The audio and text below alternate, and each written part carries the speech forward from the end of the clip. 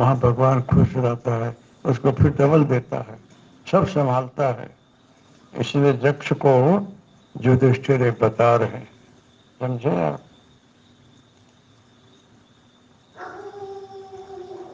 भूत में भविष्य में मन सुख शांत रहे, सम रहे, वो धनवान है।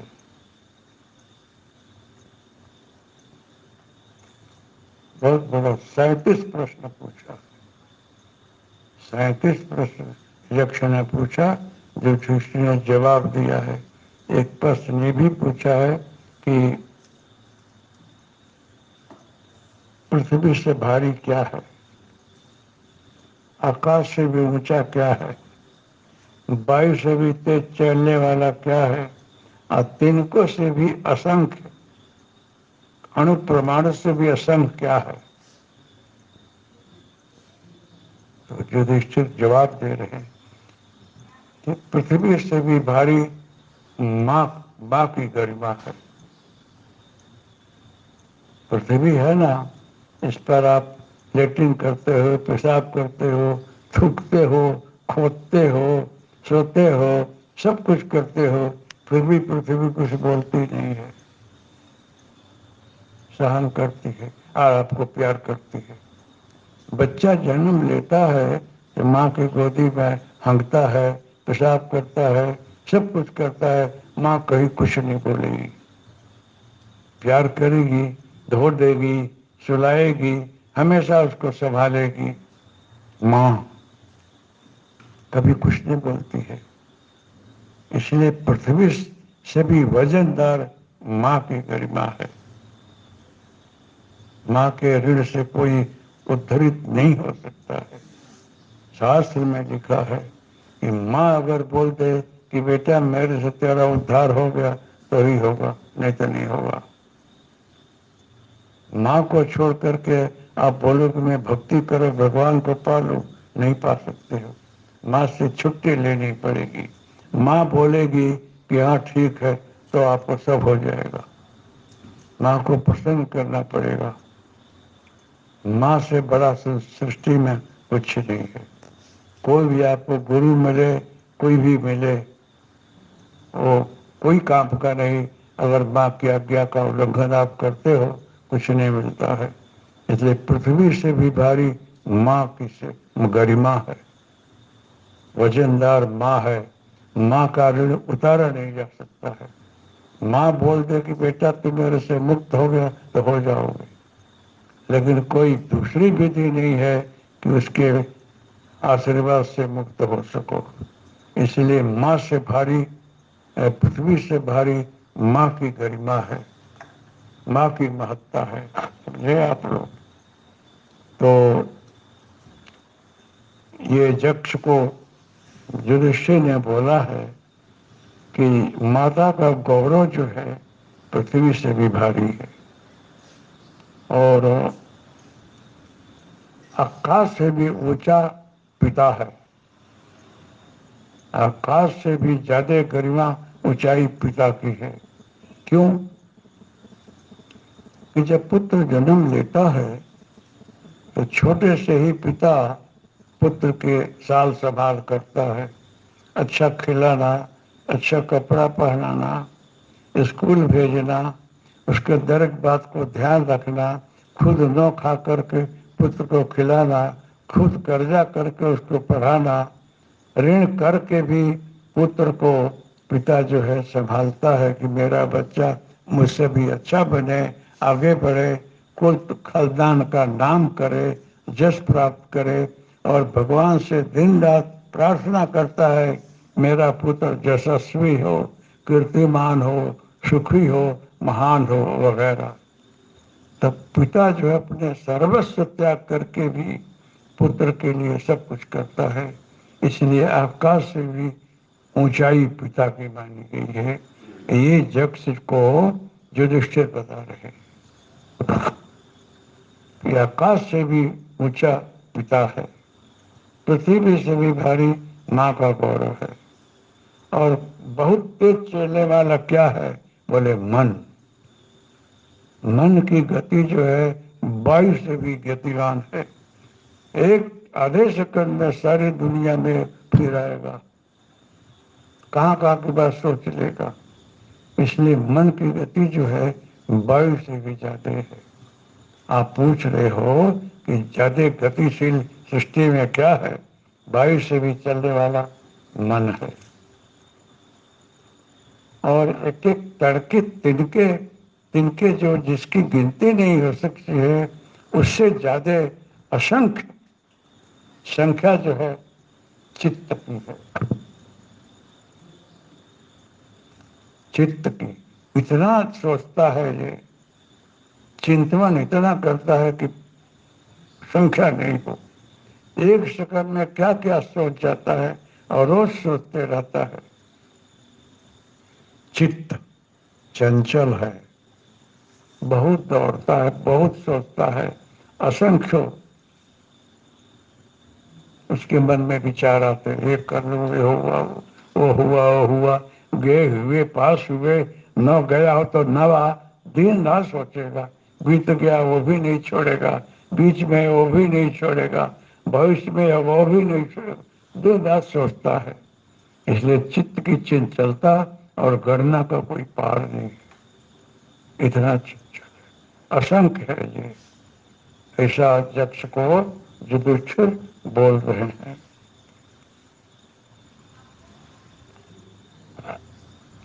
पूछा है कि सोते समय आंख बंद कौन नहीं करता है,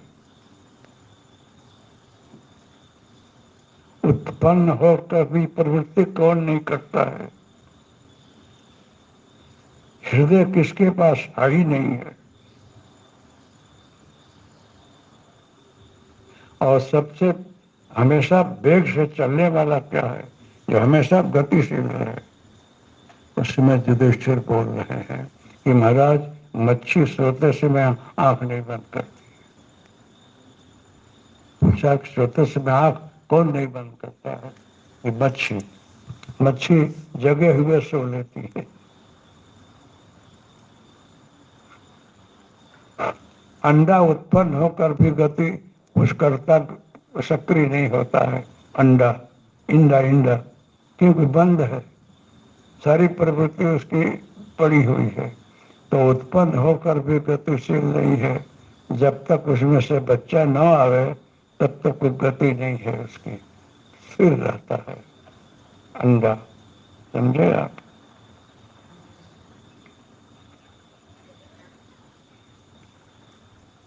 सृष्टि में भगवान ने 5 तत्व बनाया है। पहाड़ है, पत्थर है, पत्थर में हृदय नहीं है। बोले हृदय किसमें नहीं है, कि पत्थर। कहीं उदाहरण में तो बोलते हैं कि पत्थर जैसा तेरा हृदय है, मतलब तेरे में हृदय है ही नहीं है। निर्दयता है, दया नहीं है, करुणा नहीं है, चेतना नहीं है, इसलिए तू पत्थर है। तो पत्थर में हृदय नहीं है। समझे आप। और नदी हमेशा गतिशील है, नदी एक सेकंड नहीं बैठेगी, बहा करेगी। इसीलिए नदी पर भरोसा नहीं करने का, राजा पर भरोसा नहीं करने का, चलते हुए फकीर पर भरोसा नहीं करने का। समझे आप। तो फकीर है, कब क्या बोल देगा खबर नहीं, चलते हो जाएगा। नदी के किनारे घर बनाओगे ना, इधर बह रहे कभी इधर बही तो घर ले जाएगी। समझे कि नहीं आप। गतिशील है वो, किधर मोड़ ले लेगी क्या खबर, कुछ ठिकाना नहीं है। इसलिए नदी के किनारे नहीं बसना चाहिए। बसो तो दूर बसो, न तो कभी बदल गया उसका बेड़ तो ले गई। फिर किसी निर्दयी व्यक्ति के पर बहुत भरोसा नहीं। पत्थर जैसा दया न हो, करुणा नहीं हो, उनके अंदर समता नहीं हो, वो किस काम का। तो जिसका हृदय कोमल हो, किसी के दुख में सहभागी बनना चाहता हो, हर जगह अच्छा विचार आता हो, अच्छी थिंकिंग करता हो, सन्मार्ग में चलता हो, ऐसे आदमी आदमी कहे जाते। यही सब गुण जो है जिसमें हो ना, वो युधिष्ठिर है, वो धर्म है। धर्म की परिभाषा में यही आता है, करुणा है, दया है, क्षमता है, सेवा है, न्याय है, सत्यता है। ये सब गुण जिसमें भरपूर है वो धर्म राजा है। सब में सब नहीं होता है, धर्मराज में ही सब गुण होते हैं। इसलिए युधिष्ठिर धर्मराज रहे, कभी असत्य नहीं बोले, दया करुणा नहीं छोड़े, क्षमता नहीं छोड़े, निष्पक्षता नहीं छोड़े, सेवा नहीं छोड़े, वगैरह બધા गुण, सब गुण पांडव युधिष्ठिर में था। इसलिए धर्मराज के पुत्र रहे। तो आदमी को हमेशा त्याग जीवन जीना चाहिए, करुणा और दया रखनी चाहिए, क्षमता रखनी चाहिए, निष्पक्षता होनी चाहिए, अच्छे जगह उसकी दृष्टि होनी चाहिए। और जितना भी कर्म करो निष्काम करो और अच्छा करो, जिस कर्म में आपकी प्रशंसा हो। अब खाली मैं अपने लिए नहीं बोल रहा हूँ, खैर हमारे यहाँ तो अभी शुरू हो रहा है मंदिर और ध्यान हॉल बनाना, ये यज्ञ हो रहा है। मैंने आप लोगों को चिट्ठी नहीं लिखा कि यज्ञ हो रहा है, आना, आमंत्रण नहीं भेजा कि कुछ देना, मांगा नहीं है, किसी को आमंत्रण छुपा कर नहीं भेजा। और मेरी फैक्ट्री नहीं चल रही है कि बहुत आवक हो रहा है, लेकिन हमको यज्ञ बहुत प्रिय है। तो मैंने बोला यज्ञ करना है, भाई कुछ है ही नहीं है, कहाँ से करेगा।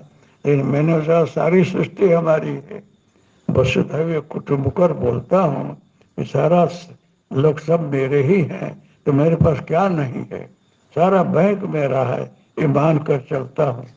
तो यज्ञ शुरू कर दिया कि नहीं यज्ञ होना है।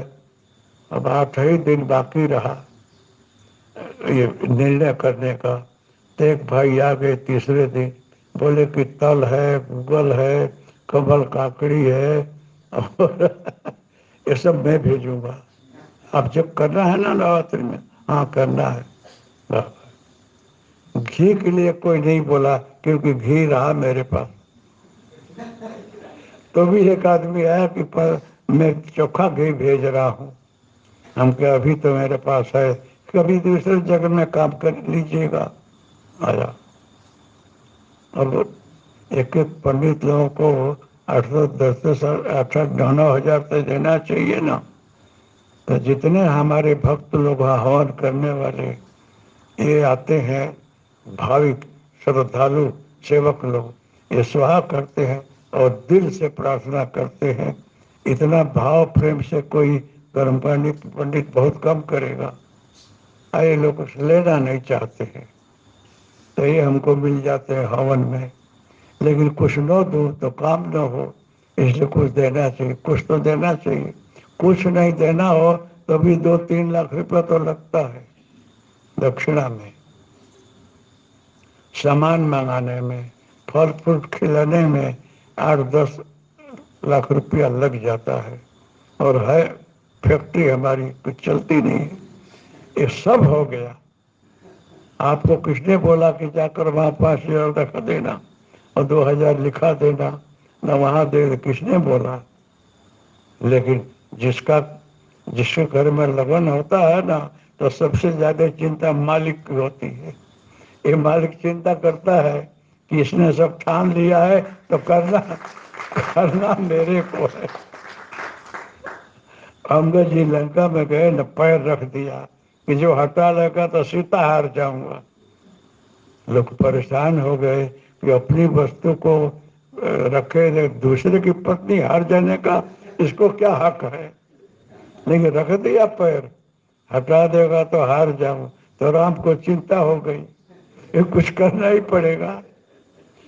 तो अंगद का पैर कोई हटा नहीं सका, सब थक थक कर बैठ गए। और यज्ञ कर शुरू कर दिया। एक खप्पर वाली का क्या होगा, सबका माइंड फिरा देती है। और महाराज कहाँ कहाँ आमंत्रण अंदर भेज देते हैं कि जाओ वहां। और आप सब लोग आ जाते हो, जगन भी कर देते हो, पैसा भी दे जाते हो, फल फ्रूट भी आता है, आप ही देते हो, आप ही लेते हो, आप ही खाते हो, उसमें मेरा क्या जाता है? बापू खिलाते हैं, बापू जो है भाई क्या खोटा खोटा जो सब क्यों ले, पैसा तुमने दिया, तल तुमने मंगाया, गूगल तुमने मंगाया, फ्रूट तुमने मंगाया, सब कुछ तुमने मंगाया, चावल आटा तुमने मंगाया, बनाया तुमने, खाया तुमने, मैंने खाली देखा। हमारा क्या जाता है? मैं न खाता हूँ न कुछ करता हूँ, लेकिन देखता जरूर कि आज बहुत साल बना, आज ये आया, आज वो आया, वो भी देखा, आपने मंगाया वो भी देखा, खाया वो भी देखा, मस्त रहता हूँ। तो मैं क्यों झंझट में पड़ूं? इसलिए देखते देखते मैं स्वस्थ रहता हूँ, खाते आप हो, स्वस्थ में रहता हूँ। कोई तकलीफ नहीं है। ये सही बात है कि नहीं? मैं कुछ करता ही नहीं हूँ, लेकिन यही यही धनवान का लक्षण है। इसलिए मेरे जैसा कोई धनवान नहीं है। कौपीनवंतम फल भाग्यवंत, जिसको कुछ नहीं चाहिए, न कुछ लेना न देना, मगन रहना, उससे बड़ा धनवान कौन है? उससे बड़ा सुखी कौन है? इसलिए आप लोग के बीच में रहकर मैं बहुत प्रसन्न रहता हूँ। आप आपकी लीला नाटक देखकर मैं भी खुश रहता हूँ, हमारे लीला नाटक देखकर तुम भी खुश रहना। कि नहीं? न लेना न देना, मगन रहना। भाई क्या मजा आ रही है मुझे, पैसा आपने दिया, तल आपने मंगाया, गूगल आपने मंगाया, हवन आपने किया, पैसा आपने दिया, मैं आपको सब इधर से आया उधर जाता है, उधर से इधर आता है। फिर दान दक्षिणा देकर बापू ने यज्ञ किया। क्या बापू ने किया? कुछ ही नहीं है, बापू क्या करेंगे? इसलिए ऐसी मस्ती में रहो ना, वही शांति है कि नहीं? और आपने जो कुछ भी है, आपने शरीर से, मन से, चित्त से, धन से अच्छी जगह साकार दिया। आपको भगवान शांति दे रहा है, आनंद दे रहा है, आपका कल्याण हो रहा है, हर जगह आनंद ही आनंद है, कुछ चिंता ही नहीं है, सब अच्छी जगह हो रहा है। इसलिए मैं आप लोगों को भी खूब धन्यवाद देता हूँ, और आप लोग स्वस्थ रहो, भगवान आपको ऐसे ही सद्बुद्धि दे, ऐसे ही खुशी दे, ऐसे ही प्रसन्नता दे, आप भी आनंद में रहो, मैं भी आनंद में रहूं।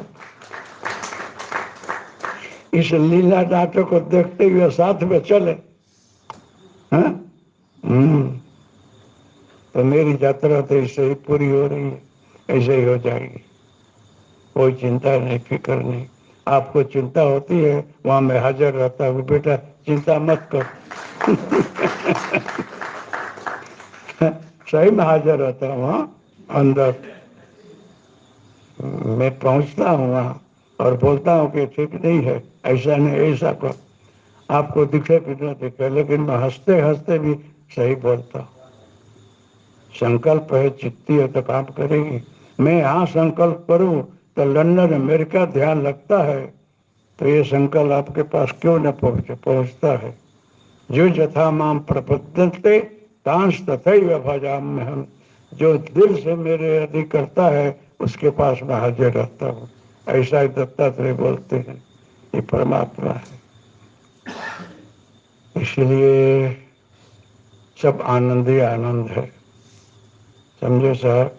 ये आपको दिया है, इसका भी लंबी व्याख्या होगी, ये तो थोड़े में लिख दिया है। एक सत्संग लिखा रहा हूँ, वो शास्त्री बैठ गए हैं जग्न में, तो टाइम नहीं है इसलिए रह गया है, थोड़ा लिखाया बाकी रह गया है, वो लिखा जाएगा, भेजूंगा आपको। पहले अग्रवाल जी लिखते रहे, तो बीमार हो गए, घर चले गए हैं, तो वो शास्त्री जी कर दें अंदर, उससे लिखाता हूँ, फिर फेयर करके भेजूंगा। जो कुछ न कुछ लिखाते रहता हूँ, ऐसे ही रमत गमत, समझे आप? हरि ओम तत्सत्।